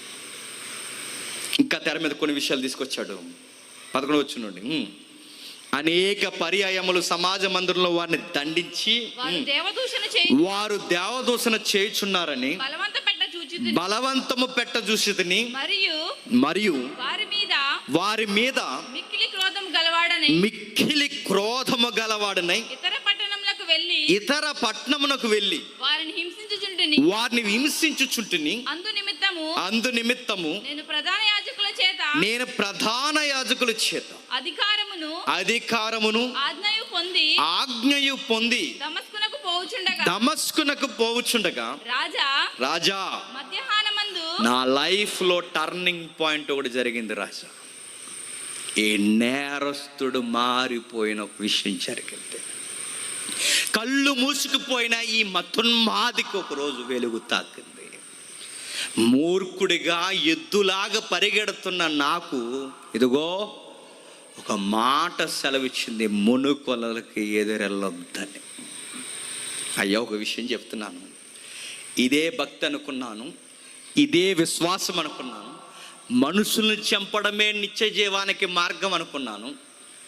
ఇదే విశ్వాసం పరిగెడుతూ వెళ్తున్నప్పుడు నా లైఫ్లో ఒక విషయం జరిగింది అయ్యా. సరిగ్గా మధ్యాహ్నం వేళ, ఈ 12-1 గంట మధ్యాహ్నం వేళ మహా వెలుగు నా ఎదురు వచ్చేసింది అయ్యా. సూర్యుడే కనబడలేనంత వెలుగు, సూర్యుడే అదృశ్యమైపోయినంత వెలుగు నా ముందుకు వచ్చింది. ఆ తేజస్సు నేను చూసినప్పుడు నా చుట్టూ ఉన్నవారు నేను బెంబెళ్ళెత్తిపోయాను. నేలను తాకాను ఒక మాట అన్నాను. నాకు విషయం అర్థమైపోయింది, ఇది మనుషులు ఉనికి అయితే కాదు, భవిష్యత్తు దేవుని యొక్క ఉనికి అని. నేను ఒక మాట అడిగాను, సార్ అయ్యా ప్రభువా నీవెవరివి అని నేను అడిగినప్పుడు నాకు హెబ్రూ భాషలో ఒక సౌండ్ నిలబడింది. ఎందుకంటే నా మాతృభాష ఇబ్రీ గనక, నా మాతృభాష ఎబ్రీ భాష కనుక నా భాషలో, నా మాతృభాషలో నాకు అర్థమయ్యేలో ఒక భాష వినబడింది. సార్ సౌలా సౌలా నన్ను ఎందుకు హింసించుచున్నావు, మునుకొండలకు ఎదురుతుంటే నీకు కష్టమని ఎబ్రీ భాషలో ఒక స్వరము నాతో పలుకుట వినింటిని. మునుకొనలంటే క్వశ్చన్ అడుగుతుంది చెప్పి, మునుకొనలంటే నాగలనుకుంటాం, కానీ మూలం వేరేగా ఉంది. ఇక్కడ ఇచ్చిన గ్రావిటీకి ఆ వర్డ్ ఏంటో తెలుసు. మునుకొనలంటే బుల్ ఫైట్ తెలుసా? బుల్ ఫైట్, బుల్ అంటే తెలుసా? దొన్నపోతు, ఎద్దు. బుల్ ఫైట్స్ ఉంటాయి, ఫారినర్స్ ఎక్కువ ఆటలాడుతుంటారు బుల్ ఫైట్. ఈ బుల్ ఫైట్ని మీరు అబ్జర్వ్ చేయండి, దాన్ని రెచ్చగొడతారు. దానిపైన మోపురం ఉంటుంది చూసారు, ఇలాగా ఈపు మీద మోపురం ఉంటుంది, దాని యొక్క ఎత్తుగా ఇలా కవ్వుబెట్టిన మోపురం అంటారు దాన్ని. ఆ పైన ఈ సోలాల్లాగా ఉంటాయి ఇనప ఊసలు. ఆ ఊసలు ఏం చేస్తారంటే దాన్ని రెచ్చగొట్టడానికి అది రెచ్చిపోయే కొలిది పొడి చేస్తుంటారు. ఆ యొక్క మంటకి ఇంకా రెచ్చిపోద్ది, మళ్ళీ పొడుస్తారు, పొడిసి దాని పొగరంతా అణిగిపోయి పొడుస్తారు. దాని బ్లడ్ అలా తగ్గిపోయే కొలిది, దాని యాక్టివ్నెస్ తగ్గిపోద్ది. అది పొడవబడే కొలిది ఒక్కసారి కింద పడి దొలుతుంది. యేసుప్రభు ఏమన్నా తెలుసా, మతం ఎక్కిన ఎద్దులాగా ఎగురుకుంటూ వస్తున్న పౌలు మునుకలతో పొడి చేస్తానేమనుకున్నావా అంటాడు. వార్నింగ్ ఇచ్చాడు ఆ రోజు పౌలుకి. మనం కూల్గా చదువుకుంటాం కానీ నువ్వు తన్నుతానంటున్నావు, కాలుతో తన్నుతావా తన్ను, మునుకొనలకి కాలుతో కాలు ఎగిరిపోద్ది, చేయి పెడితే చెయ్యి ఎగిరిపోద్ది. నువ్వు బుర్ర పెడతావా, బుర్రతో గుత్తా బుర్ర ఎగిరిపోద్ది. నువ్వు దేహంతో రొమ్ము విరిచి మీదకి వస్తుంటావా, లోపల నుంచి బయటికి అవయవాళ్ళని ఈడ్చద్ది. మునుకొళ్ళంత ప్రమాదం ఏమనుకుంటున్నావు? దేనికి ఎదురుది? క్రైస్తవం అంటే జాలి కనబడింది, క్రైస్తవం అంటే మాట్లాడరు, క్రైస్తవం అంటే ఏమి చేయదు. నిజమే, క్రైస్తవ్యం ఏమి అనదు, క్రైస్తవం ఏమి మాట్లాడు, క్రైస్తవం ముఖం మీద ఉమ్మేస్తే తుడుచుకుని పోతుంది, క్రైస్తవం ఏమి అనదు. గుర్తుపెట్టుకో, క్రైస్తవ్యాన్ని అంటే క్రైస్తవం ఏమి అనదు, కానీ దాన్ని కట్టిన వాడైన నేను మాత్రం చూస్తూ ఊరుకోన్నాడు. గుర్తుపెట్టుకో, నువ్వెవరి మీద తిరగబడుతున్నావు? ఈ అమాయకుల మీద తిరగబడుతున్నాను అనుకుంటున్నావేమో. కాదు, రక్తమిచ్చి సంపాదించిన ఈ సంఘం మీద తిరగబడితే నువ్వు సాక్షాత్తు చెప్పు నా మీద కాలు దూవుతున్నావు. నువ్వు సంఘాన్ని హింసిస్తున్నాను అనుకుంటున్నావేమో. సంఘం ఏడుస్తే ఎవరు ఏడుస్తారు తెలుసా? నేను ఏడుస్తాను. సంఘాన్ని ముట్టుకుంటే ఎవరి కనుగుడ్లో ఏలు పెట్టినట్టు తెలుసా? నా కనుగుడ్లో ఏలు పెట్టినట్టు. నువ్వు సంఘాన్ని చిదిమేయాలనుకుంటే ఎవరి మీదకు నువ్వు ఎగేసుకుని వస్తున్నావు తెలుసా? శిరస్సు అయిన నా మీదకి ఎగేసుకొస్తున్నావు. అందుకే అక్కడ వాళ్ళు హింసిస్తున్నావు కనుక నువ్వు సాక్షాత్తు నన్నే హింసిస్తున్నట్టు లెక్క. సౌలు ఏమనుకున్నావు? నీకు చెప్తున్నాను, నువ్వు వెళుతున్నావు. నువ్వెవరని నన్ను అడుగుతున్నావు కనుక నేను చెప్తున్నాను, నువ్వు విమర్శించుచున్న యేసుని. అవాక్కైపోయాడు. ఇప్పటి వరకు ధర్మశాస్త్రం ప్రకారం ఇదే భక్తి అనుకున్నాను, మోసే లా ప్రకారం పంటికి పన్ను కన్నుకి కన్ను అనుకున్నాను. ఇదిగో పాత నిబంధన ఉడంబడిక ప్రకారం మన విశ్వాసం కాపాడుకోవడమే, మన మతాన్ని కాపాడుకోవడమే భక్తి అనుకున్నాను. కానీ నేను సాక్షాత్తు దైవం మీదకే తిరగబడ్డానా? ప్రభువా, నిన్ను మనిషే అనుకున్నాను కానీ దేవుడని అంచనా వేయలేకపోయాను. తప్పైపోయింది ప్రభువా. మించిపోయింది ఏం లేదు. నీకు విషయం చెప్తున్నాను, నేను సాక్షిగా పెట్టుకోవాలనుకుంటున్నాను. నీలాటోడు కావాలి. అబద్ధం కొరకే ఎంత దూరం పరిగెడుతున్నావంటే నీలాటోడికి నిజం తెలిస్తే నువ్వు నిద్రవు, ఇంకెవడు నిద్రవు. అందుకు నువ్వే కావాలి. అబద్ధానికే ప్రాణం పెడతానంటున్నావంటే ఇదిగో నిజం తెలిస్తే నీలాంటి క్యాండిడేట్ నాకు కావాలి. ఎక్కడెక్కడ నేను పెట్టాలనుకుంటున్నానంటే రాజులు ఎదురు పెట్టాలనుకుంటున్నాను, సాక్షిగా నిలబెట్టాలనుకుంటున్నాను. నువ్వు ఎక్కడ పాదం మోపి నిలువు, నేను ఈ ప్రజల వలన అన్యజనులకు హాని కలగకుండా నిన్ను నేను కాపాడుకుంటాను. అయ్యా, ఆ రోజు నా లైఫ్ ఇలా వెళ్ళిపోయే జీవితం ఇలా టర్న్ అయింది. చెప్పండి, ఆ యేసు నన్ను మార్చుకున్నాడు, పిలుచుకున్నాడు. నేను ఆయన కోసం చెప్పకపోతే ఎవరి కోసం చెప్పమంటారు? చెప్పండి. కేసు అంతా ఓపికగా వింటున్నాడండి. ఎవరు చెప్పండి? ఇంకో మాట చెప్పండి. జడ్జి గారు ఓపికగా వింటున్నాడు. ఎలాగో వింటున్నాడు కనుక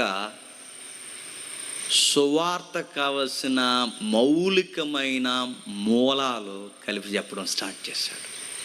ఏమన్నాడంటే, అయ్యా, చీకట్లో నుంచి వెలుగులోకి తీసుకురమ్మని చెప్పాడయ్యా. సాతాను అధికారం నుంచి దేవుని వైపుకి తిరగాలని విశ్వసించానయ్యా. విశ్వాసము చేత పాప క్షమాపణ పొందాలని తెలుసుకున్నానయ్యా. అయ్యా, ఒక విషయం చెప్తున్నాను, 3 విషయాలు జరగాలనే తిరుగుతున్నానయ్యా. ఆ 3 విషయాలు ఏంటి చెప్పండి?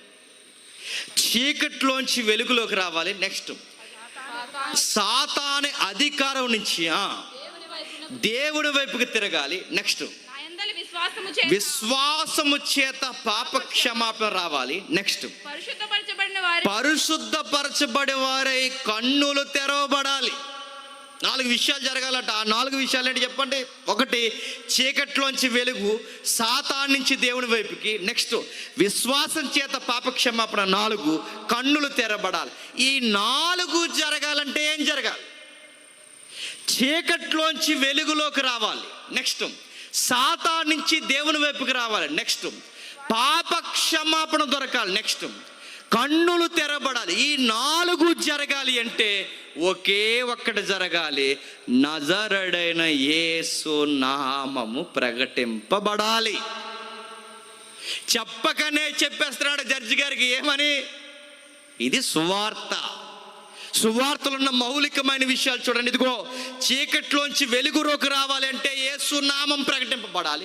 ప్రజలందరూ చీకట్లో ఉండిపోయారు. ఇదిగో, నేను చీకట్లో ఉండిపోయాను కనుకే చాలా మంది చెప్పాను, చంపేశాను. ఇప్పుడు నాలాంటి వాడు వెలుగులోకి రావాలి కనుక యేసు వెలుగు నామే పడింది. ఇప్పుడు నేను అడుగుతున్నాను, ప్రభువా, నాలా చీకట్లో మతంలో కొట్టుకుపోతున్నవారు అందరూ వెలుగులోకి రావాలి అంటే ఈ చీకటి మీద ఏం ప్రకటింపబడాలి చెప్పండి రాజా? ఏం ప్రకటింపబడాలి? నాలాంటోడు వెలుగులోకి వచ్చాడు అంటే యేసు నామం ప్రకటింపబడింది. ఇప్పుడు నాలాంటోళ్ళు వెలుగులోకి రావాలి అంటే నన్ను ఏం చెప్పమంటారు చెప్పండి? ఏం చెప్పాలి? నాలాంటోడు మారాలి అంటే యేసు నామమే చెప్పాలి. నెక్స్ట్, సాతాన్లో గడుపుతూనే దేవుళ్ళో గడుపుతున్నావు అనుకున్నావు. సాతాన్ అది కాదు, దేవుడు ఇది అని మాకు తెలియాలంటే, దేవుడు స్పష్టంగా అర్థం కావాలంటే మళ్ళీ ఎవరు ప్రకటింపబడాలి? యేసే ప్రకటింపబడాలి. పాప క్షమాపణ దొరకాలి అంటే ఈ భూమి మీద ఒకే ఒక్కరి వలన దొరుకుతుంది. ఎవరి వలన దొరుకుతుంది?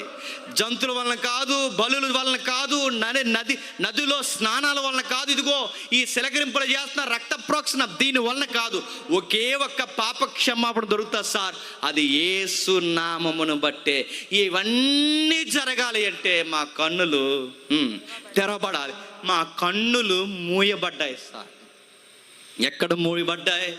ఆ పత్రికల్లో రాస్తాడు పౌలు గారు, ఏమంటాడంటే, ఇదిగో సువార్త ప్రకాశము మనుషులకు ప్రకాశింపకుండా నిమిత్తము ఈ యుగ సంబంధమైన దేవత ఈ సమాజానికి ఏం కలగజేసింది చెప్పండి? గుడ్డితనం కలగజేసింది. అయ్యా, ఈ గుడ్డితనం పోవాలి అంటే సాతాను పోవాలి. సాతాను పోవాలంటే యేసు యొక్క వెలుగు మా కన్నుల మీద పడాలి. ఇప్పుడు చెప్పండి, నేను సొసైటీకి మంచి పని చేస్తానంటారా, చెడు పని చేస్తానంటారా? నా వల్ల సొసైటీకి ఇబ్బంది ఉందంటారా? నా వల్ల సొసైటీ మారి నేరస్తులు కూడా నీతిమంతులు అవడం మంచి జరుగుతుంటారు? మీరు చెప్పండి సార్, నేను ఏ నేరం చేశానని నన్ను ఇలా చైన్లెస్ బిగించి అరెస్ట్ చేశారు చెప్పండి? నేను చేసే పనులు సమాజానికి కీడు కలిగించేవా, మేలు కలిగించేవా? అయినా నేను చెబుతున్న విషయాలు నిజమో కాదో మీకు చెప్పాలి అంటే, అగ్రపరాజా, ఆకాశం నుండి కలిగిన దర్శనానికి, నా విజన్కి నేను అభిధేయుని కాక మొదట దమస్కులోనికి, యెరూషలేములోను, యూదయ దేశమంతటను, తరువాత అన్యజనులకును వారు మారు మనసు పొంది దేవుని తట్టు తిరిగి మారు మనసులకు తగిన క్రియలు చేయవలెనని ప్రకటించుచుంటిని. ఈ హేతువు చేత ఏం చేయమంటానండి? మారు మనసు. మారన్రా, చంపుకోవడం కాదురా, కొట్టుకోవడం కాదురా, దేవుడు పేర్ల మీద మనుషుల్ని దులుమాడుకోవడం భక్తి అనిపించుకోదురా, మారడం ప్రకటిస్తున్నాను సార్. నేను మాట్లాడుతున్నాను సార్, సమాజం బతకాలి అంటే నైతికత ఉండాలి సార్. ఆ నైతికత రావాలి అంటే నిన్ను వలె నీ పొరుగు వారిని ప్రేమించాలి సార్. అది మనిషి ఎప్పుడు ప్రేమించగలడంటే సార్, యేసును గుండెల్లో పెట్టుకుంటేనే ప్రేమించగలరు. ఒకప్పుడు చంపేవాడిని, ఈరోజు నన్ను విమర్శిస్తున్న వారిని కూడా నేను ఏం చేస్తున్నాను తెలుసా సార్? ప్రేమిస్తున్నాను. చెప్పండి, నాలాంటోనే యేసు మార్చాడంటే ఈ యేసు సొసైటీకి ఎంత అవసరం అంటారు చెప్పండి? నాకు తెలుసు కోర్టు సైలెంట్ అయిపోయి ఉంటుంది ఆ రోజు. అలాగా కేసు చెప్తున్నాడు, సువార్త చెప్తున్నాడు, అర్థమవుతలేదు ఇప్పుడు జనాలకి. కేసు చెప్తున్నాడు, చెప్పండి, సువార్త చెప్తున్నాడు. నెక్స్ట్ అదర్ సైడ్ తన గూర్చి తాను సాక్ష్యం కూడా చెప్పేసుకుంటున్నాడు. సార్ ఒక మాట అంటున్నాను, 22లో, నేను దేవుని వలనైన సహాయం పొంది నేటి వరకు నిలిచి ఉన్నాను సార్. క్రీస్తు శ్రమపడి మృతులు పునరుద్ధానం పొందిన వారిలో మొదటివాడు అగుడు చేత ఈ ప్రజలకు, అన్యులకు వెలుగు ప్రసరింపబోను. ఈ ప్రపంచానికి వెలుగు కావాలి అంటే యేసు నామము మాత్రమే ప్రకటింపబడాలి. ఈ ప్రపంచం మారు మనసు పొందితే కానీ ఈ సమాజానికి భవిష్యత్తు లేదు. ప్రవక్తలను మోసేయు ముందుగా చెప్పినవి కాక నేను కొత్తగా చెప్పేవి ఏమీ లేదు సార్. అలుపులకును గనులకును సాక్ష్యం ఇచ్చుటాకే నిలబడ్డాను. నేను ఒకే ఒక కంకణం కట్టుకున్నాను, నన్ను మార్చిన దేవుడు ఈ సమాజాన్ని మార్చాలని ఊరు వాడ తిరుగుతున్నాను. పేదోడికి చెప్తున్నాను, గొప్పోడు చెప్తున్నాను, చిన్నోడు చెప్తున్నాను, పెద్దోడు చెప్తున్నాను, స్త్రీకి చెప్తున్నాను, పురుషులకి చెప్తున్నాను, సమాజ మందిరంలో చెప్తున్నాను, సమాజంలో చెప్తున్నాను, సంత వీధులు చెప్తున్నాను, ఎక్కడ అవకాశం దొరికితే అక్కడ చెప్తున్నాను. సమయమందు అసమయమందు ప్రయాసపడుతున్నాను సార్. ఇది సార్ నా కేసు. ఇప్పుడు చెప్పండి, దీన్ని బట్టి మీరు జడ్జిమెంట్ ఏమిస్తారంటే, జడ్జి గారు మౌనంగా ఉన్నారు కానీ పక్కనోడు ఎక్స్ట్రాలు చేసేస్తున్నాడు. కొంతమంది చిన్న క్యాడర్స్ ఉన్న వాళ్ళు ఉంటారు చూసారా, వాళ్ళు ఇచ్చేస్తారు ముందు జడ్జిమెంట్లు. మనకు జడ్జి గారు సైలెంట్గా ఉన్నాడు, డైనమోలో పడిపోయాడు, ఏం తీర్పు ఇవ్వాలో అర్థం అవ్వట్లేదు. ఈ తీర్పిస్తే ఇప్పుడు ఎలా తేలుతుందో, పబ్లిక్లో రెస్పాన్స్ ఎలా ఉంటుందో, ఇతని మీద నేరం ఏం కనబట్టలేదు. చెప్పండి సార్, నేను ఏ నేరం చేశాను? మనుషులను మార్చే యేసును ప్రకటించడం నేరమా? సమాజానికి వెలుగునివ్వడం నేరమా? ఇది ఈ మతాలు పోయి ఒకరినొకరు కొట్టుకోవద్దురా, ప్రేమించుకుంటా అని చెప్పడం నేరమా? స్త్రీలను కూడా గౌరవించకుండా బయటికి లాగేసి మా మతంలో లేరని స్త్రీలను కూడా చంపడానికి ఎగబడ్డం, అది భక్త? లేదు, స్త్రీలను గౌరవించండి అని చెప్పడం ఇది నేరమా? చెప్పండి సార్, విలువలు నేర్పించడం నేరమా? నేను విలువల కొరకు మాట్లాడతాను, నైతికత కొరకు మాట్లాడతాను, ఇది కేస్తారని చెప్తే పక్కన రెచ్చిపోయి పేస్తు అన్నవాడు ఒక మాట అంటున్నాడు, పౌలా నీకు బాగా ఎర్రెక్కేసింది, నువ్వు బాగా పుస్తకాలు చదివేసి అతి విద్య వలన నీకు ఎర్రి పట్టినదని గొప్ప శబ్దంతో చెప్పను. గొప్ప శబ్దం అంటే అరిసేస్తున్నాడు. ఈడు ఎందుకంటే అరిసాడు? గతంలో వచ్చావు ఆఫీసర్గా, ఏమైనా చక్కబెట్టావా? నీ వల్ల అవ్వలేదు. అంతకుముందు వచ్చావు, చేసావా? చేయలేదు. ఇప్పుడు నీ వల్ల అవ్వలేదు కనుక నీ మీద సుపీరియర్ ఆఫీసర్ దగ్గరకు ఇప్పుడు కేసు వచ్చింది. అప్పుడు లేవని నోరు ఇప్పుడు లెగుస్తుంది. అంటే ఇప్పుడు అవకాశం దొరికింది. ఇప్పుడు నువ్వు ఎలాగూ ఈ కేసు నువ్వు SHO అంటే హౌస్ ఆఫీసర్గా నీ మీద ఈ కేసు ఉండదు కనుక, జడ్జిమెంట్ నువ్వు చెప్పవు కనుక నీకు నోరు లెగుస్తుంది. అప్పుడు ఎందుకు నీ నోరు లెగలేదు? ఎందుకంటే అప్పుడు కదిపితే అటేపోలైనా తిరగబడతారు, చెప్పండి, ఇటువైపునున్న వాళ్ళైనా తిరగబడతారు. అందుకే మధ్యలో ఎందుకంటే పబ్లిక్లో అధికారులకి విరోధంగా ఏదైనా సౌండ్ వచ్చిందనుకోండి, ఉద్యోగమైనా ఎగిరిపోద్ది, పోస్టింగ్ అయినా దూరంగా పెడతారు బట్టికి. అందుకే గవర్నమెంట్ ఎంప్లాయీస్ కొన్ని ఇట్లు ఇన్వాల్వ్ అవ్వరు. నేను లైవ్ వెళ్తున్నా అనుకుంటే మాట చెప్పకూడదు కానీ చెప్తున్నాను. గవర్నమెంట్ ఉద్యోగం అన్నాడు చెప్పినా మనం అనుకుంటాం మాకు గవర్నమెంట్ ఉద్యోగం మాకు ఏం ఇబ్బంది లేదు, అంత లేదు. పబ్లిక్ తిరగబడిందంటే ఎంత పెద్ద గవర్నమెంట్ ఆఫీసర్ అయినా కింద కూర్చోవాల్సింది, అది గుర్తుపెట్టుకోండి. ఆ విషయం మనం తెలియక మనం భయపడిపోతాం, అంత లేదు. అలా తిరగబడొద్దు, ఎందుకంటే మన క్రిస్టియన్స్ తిరగబడొద్దు. నేను చెప్తున్నాను, న్యాయంగా మాట్లాడాలి. ఆ రోజు ఆడు ఎందుకు ఆ జడ్జిమెంట్ ఇవ్వలేకపో, నీ పోస్టింగ్ ఏమి ఇవ్వద్దని ఇవ్వలేదు. ఈరోజు వచ్చి పౌలా నువ్వు ఎర్రోడురా అంటున్నాడంట. నీకు ఎర్రి పట్టిందని గట్టిగా అరుస్తున్నాడట. ఒక మాట సింపుల్గా ఒక మాట అన్నాడు, అయ్యా నేను ఎర్రివాడిని కాను కానీ సత్యమును స్వస్థ బుద్ధి గల మాటనే చెప్తున్నా. ఆ మాటకు అర్థం ఏంటండి? నువ్వు ఎర్రోడు అన్నాడంటే దాని అర్థం ఏంటండి? నేను ఎర్రోడిని కాదన్నాడు, దాని అర్థం ఏంటి? నన్ను అంటున్నా నువ్వేలో ఉందో ఒకసారి చూసుకో. మీకు అర్థమైంది ఒక మాట, ఎదవరా అన్నాడు అనుకోండి, అవును ఎదవనే నేను అన్నాడు, దాని అర్థం ఏంటండి? ఎవడెదవని మీకు అర్థమైందా? ఎర్రోడు రా నువ్వు అంటే, అవునవును ఎర్రోలు మీరు సార్, మేము ఎర్రోలు అంటే, సార్ నేను ఎర్రోడిని కాదు సార్ అన్నాడంటే, నేను కాకపోతే మరి ఇప్పుడు ఎవడో? నువ్వు తలా తోక లేకుండా మధ్యలోకి వచ్చి నోరు అట్టుకొని అరుస్తున్నావు. నేను ఎంత సబ్జెక్ట్ వివరించాను, నా బాల్యం ప్రొఫైల్ దగ్గర నేను తెచ్చాను, నా రిలీజ్ అనే విషయాలు ఎత్తాను, నా మీద ఎవరైతే అపోజిషన్గా నిలబడ్డారో నా ఎనిమీస్ని, ఆ అపోనెంట్స్నే సాక్షులుగా పెట్టాను. వాళ్ళ నోరు లెగలేదు, జడ్జి గారి నోరు తరలేదు, ఎవరి నోరు లేవట్లేదు. నీ నోరు ఎందుకు లెగుస్తుంది? ఇప్పుడు చెప్పి ఎవడెర్రోడు? వీళ్ళు మాట్లాడలేదు, వాళ్ళు మాట్లాడలేదు, ఎవ్వరు నువ్వెందుకు మాట్లాడుతున్నావు అంటే, ఇందులో ఎక్స్ట్రాగా మాట్లాడేది ఎవరు చెప్పు? నువ్వు. తెలివైన వాళ్ళు కనుక ఆయన మౌనంగా ఉన్నాడు. వీళ్ళకి విషయం అర్థమైంది కనుక వీళ్ళు మౌనంగా ఉన్నారు. విషయం అర్థం అవ్వలేదు కనుక మధ్యలో తయారైపోతున్నావు. తగునమ్మా అని ఎవరు? నువ్వు తయారై అంటున్నాడు. అతి విద్య వల్ల నీకు ఎరుబడింది. పుస్తకాలు బాగా చదివేస్తావు, నీ బుక్స్ ఎక్కువ చదువుతాగా. పౌలు గారు ఏం చదువుతారు? పుస్తకాలు బాగా చదువుతాడు. ఎందుకంటే యూనివర్సిటీలో నెంబర్ 1 స్టూడెంట్ ఆయన. ఎవరు చెప్పండి? పౌలు గారు. గమనేయర్ అని ఒక ప్రొఫెసర్ ఉంటారు, ఆయన దగ్గర నెంబర్ 1 స్టూడెంట్ పౌలు గారు. ఆ రోజు ఆసియాలో మూడే విశ్వవిద్యాలయాలు ఉంటే, ఆ 2 విశ్వవిద్యాలయాలు తార్స్లో ఉంటే, ఒకటి అంత్యోకియాలో ఉంటే, 2 తార్స్లో ఉంటే, ఆ తార్స్లో ఉన్న 2 విశ్వవిద్యాలయాల్లో నెంబర్ 1 స్టూడెంట్ ఎవరు చెప్పండి? పౌలు గారు. మనం దేవుడిని నమ్మేమని పరీక్షల దగ్గరికి వచ్చే వరకు చదవం మనం. దాన్ని నెంబర్ 1 స్టూడెంట్లు అంటారు. దాన్ని చెప్పండి, కరోనా స్టూడెంట్స్ అంటారు వాళ్ళు. వానాకాలం చదువులు అంటారు వాళ్ళు. చదువు, నువ్వు టిక్ టాకులు డింగ్ డాంగ్ అని తిరుగుతావు, తిరిగి వచ్చి పాస్టర్ గారి దగ్గరికి వచ్చి, పాస్టర్ గారి పరీక్షలు వచ్చేతనే ప్రార్థన చేయండి అంటే పరలోకి నుంచి పేపర్ పంపుతాడు అనుకున్నావా? చదువు. స్టాండింగ్ ఉన్న అబ్బాయి కనుకే చదివాడు. చదివిన వ్యక్తి కనుకే ఆ రోజు పబ్లిక్ అందరికి తెలుసు, ఈ అబ్బాయికి లా తెలుసు, ఈ అబ్బాయికి రాజ్యాంగం తెలుసు, ఈ అబ్బాయికి మతాల పట్ల విషయాలు తెలుసు, ఈ అబ్బాయికి ఒకటి కాదు ప్రపంచ సంస్కృతి తెలుసు. విచిత్రం ఏంటి తెలుసా? ఈ అబ్బాయికి ఒక్క లాంగ్వేజ్ కాదు 4-5 భాషలు వచ్చి. ఎవరికి చెప్పండి?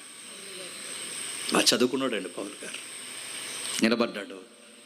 ఎప్పుడైతే ఈ మాటలు మాట్లాడుతున్నారో పౌలు గారు అన్నారు, అయినా రాజు ఈ సంగతులు ఎరుగును గనక రాజు ఈ సంగతులు ఎరుగును గనక అతని ఎదుట నేను ధైర్యముగా మాట్లాడుచున్నాను. ముగించుకుందాం. నేను ధైర్యముగా మాట్లాడుచున్నాను. వాటిలో ఒక్కటిను అతనికి మరుగై ఉండలేదని రూఢిగా నమ్ముచున్నాను. ఇది ఒక మూలన జరిగినది కాదు. ఎంత మంచిగా మాట్లాడుతున్నాడు చూడండి. ఏమని అంటున్నాడు చూడండి. అయ్యా, విషయం మీకు అర్థం కాకపోతే, ఎందుకంటే మీకు అర్థం కాకే ఆ రోజు మీరు కేసుని ఏం చేయలేకపోయారు, తేల్చలేకపోయారు.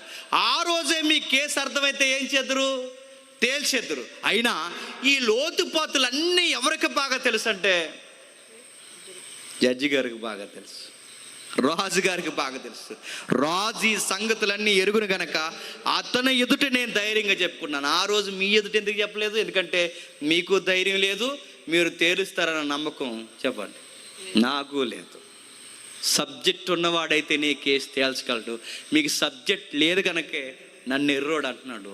ఆయనకి సబ్జెక్ట్ ఉంది. అందుకే ఆయన ఎదురు చెప్తున్నాను, రాజుకి సంగతులన్నీ ఎరుగును. ఆయన ఒక విషయం చెప్తున్నాను, నేనేదో కథలుకుని వచ్చినట్టు, నేనేదో క్రియేషన్ చేస్తున్నట్టు, నేనేదో కొత్తగా ఏదో ప్రజెంటేషన్ ఇస్తున్నట్టు, నా మీదకి ఏదో అందరూ కొత్త విషయం చెప్తున్నట్టు నా మీదకి ఏలైతే చేపిస్తున్నారు. ఒక విషయం అడుగుతున్నాను, మీ రాజ్యాంగంలో మీ చట్ట ప్రకారం మీరు కేసు తేల్చి దేశద్రోహం కేసు మీద నజరేతులో పుట్టిన ఒక యేసు అనే వ్యక్తిని ముద్దాయిగా మీకు సిలివేసిన డాక్యుమెంట్స్ మీ దగ్గర లేవా? చెప్పండి. ఎంత బాగా అడుగుతున్నాడు చూడండి. ఇదిగో మరో విషయం అడుగుతున్నాను, ఇది ఒక మూలన జరిగిన కార్యము కాదు. చెప్పండి. ఇప్పుడు నజరేయుడైన యేసు కొరకు నేను కొత్తగా కల్పించి చెప్తున్నానా? ఇది మూలన జరిగిందా? ఆ రోజు జడ్జిమెంట్ ఇచ్చింది ఎవరు? ఈ పిలాతు కాదా? ఆ రోజు జడ్జిమెంట్ ఇచ్చింది ఎవరు? ఈ రోమన్ గవర్నమెంట్ కాదా? ఆ రోజు ఈ జడ్జిమెంట్ జరిగిందనడానికి మీ దగ్గర రికార్డ్స్ లేవా? చూడండి కావాలంటే. పైగా అంటున్నాను, ఇదేదో ఎక్కడో కొండ ప్రాంతాల్లో ఏజెన్సీలో జరిగిపోయింది, అక్కడి నుంచి ఏదో విషయాన్ని నేను కొత్తగా తెర మీద తెచ్చిన చెప్తున్నారు. మన యెరూషలేము సిటీలో నడిబొడ్డున ఊరేగిస్తూ తీసుకెళ్ళలేదు ఈయన్ని? అందరూ చూస్తుండగా గవిని ఎలుపులేని సిలువేయలేదా? యెరూషలేము ప్రజలకు తెలియదా నజరేయుడైన యేసు? ఇప్పుడు చెప్పండి, నేను చెబుతున్న యేసు కల్పింపబడిన యేసా? నేను చెబుతున్న యేసు ఈరోజు కొత్తగా తెర మీదకి వచ్చిన వాడా? నేను చెబుతున్న యేసు అసలు చనిపోలేదా? నేను చెబుతున్న యేసు తిరిగి లేవలేదా? చెప్పండి. ఒకవేళ తిరిగి లేవకపోతే ఆయన బాడీ ఎక్కడుందో చెప్పండి నాకు. లేదా ఆయన బాడీ? ఇది ఒక మూలం జరిగింది కదా. ఇదిగో ఆయన ఖాళీ సమాధి నేటికి మన యెరూషలేము పట్టణంలో ఎక్కిరిస్తూ నిలబడింది. ఇదే కలవరి గిరి మీద ఆయన సిలువేసేసారు. ఇది అబద్ధమా? ఈ పట్టణ ప్రజలందరూ చూశారు. ఈ కళ్ళు చూసాయి, ఈ కళ్ళు చూసాయి, ఈ కళ్ళన్నీ చూసాయి. ఈ కళ్ళన్నీ చూస్తుండగా సమాధి ఖాళీ అయిపోయింది. చెప్పండి, నేను చెప్పినది అబద్ధమా? నేను చెప్పింది అబద్ధమైతే అబద్ధికుడిగా ఈ రోజే నన్ను చంపేయండి. నేను చెప్పింది నిజమైతే ఇదిగో ఆ నిజానికి సాక్ష్యం, విట్నెస్, ప్రూఫ్, ఎవిడెన్స్ మీకు కావాలంటే ఖాళీ సమాధి అక్కడ ఉందో చూడండి. ఇది మూలం జరిగిన కార్యక్రమం అయితే ఎక్కడో కథ చెప్తున్నాం అనండి, మీ మధ్యం జరగలేదా? చెప్పండి. నిశ్శబ్దం అయిపోయారు. కేసు అంతా పక్కన పెట్టాడు. రాజు ఒక మాట అన్నాడు, అగ్రిప్ప రాజు తమ ప్రవక్తలను నమ్ముచున్నారా అన్నాడు. ఏమన్నాడు? అగ్రిప్ప రాజా మీరు ప్రవక్తలు నమ్ముచున్నారా అన్నాడు. నమ్ముతున్నాను అన్నాడు అనుకోండి, ఇంకెందుకు? మీరు నమ్మిందే నేను చెబుతున్నాను అంటాడు. నమ్మట్లేదన్నాడు అనుకోండి, ప్రవక్తలు నమ్మతలేదంటే ముందు ఈయన సంగతి చూడండి అంటాడు. ఎవరిని? వాళ్ళు ఊరుకోరు. ఎవరు చెప్పండి? పరిసయ్యులు, సద్దుకాయలు. మోసేను ఒక్క మాట అంటే ఊరుకోరండి వాళ్ళు. ఈరోజుకి మీరు ఇజ్రాయేల్ దేశం చుట్టాలు ఉంటే అడగండి. మోసేని కానీ సద్దుకాయల జోలికి కానీ ఈ రోజుకి పితరుల జోలికి, వాళ్ళ ప్రవక్తల జోలికి ఎవరైనా వెళ్తే ఈ రోజుకి ఊరుకోరు. మీరు చూడండి, ప్రవక్తలు నమ్ముచున్నారంటే నమ్మం, ప్రవక్తలు ఏం లేదు బూటకం అంతా అన్నారు అనుకోండి, అగ్రిప్ప రాజా సీటు కింద ఎడతారు. ఏంటి చెప్పండి? బాంబు పెట్టేస్తారు. పరిసయ్యులు అంటే ఇంక వెనక ముందు ఆలోచించరు. ప్రవక్తలు నమ్ముచున్నారంటే మీరు నమ్మిందే నేను చెప్తున్నాను అంటాడు. నమ్మట్లేదు అన్నాడు అనుకోండి, అసలు కేసు నా మీద కాస్తారు. చెప్పండి, మీరు చూసుకోండి అంటాడు. తెలివైనడు కనుక జడ్జి గారు ఒక మాట అన్నాడు. అంత విషయం పక్కన పెట్టి